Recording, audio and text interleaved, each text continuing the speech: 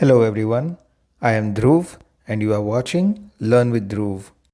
Welcome back to day 2 of our 365-day vocabulary challenge.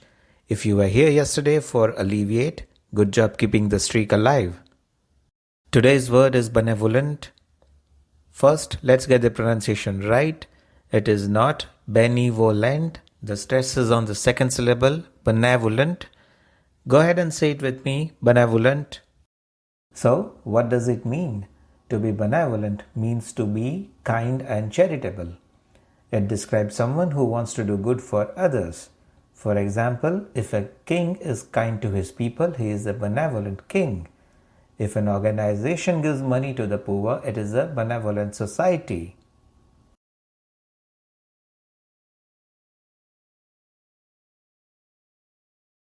Here's a quick mnemonic that will help you in memorizing the meaning of this word. So as you can see, the first 4 letters are B-E-N-E. In Latin, this means good.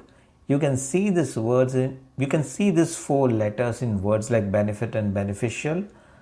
So when you see B-E-N-E, it means something that is good. Let's use the word in few sentences.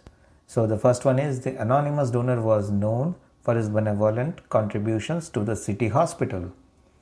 She greeted us with a warm, benevolent smile. Some of the synonyms are compassionate, altruistic, philanthropic. Some of the antonyms are, actually the antonyms would be easy. As we discussed earlier in this video, the word B-E-N-E means good. The opposite of that is M-A-L, which is bad. So the obvious antonym would be malevolent. Now it's your turn. Can you write a sentence using benevolent in the comments below? I will be reading them. Don't break the chain. Subscribe and hit the bell so I can see you tomorrow for day 3. Thanks for watching.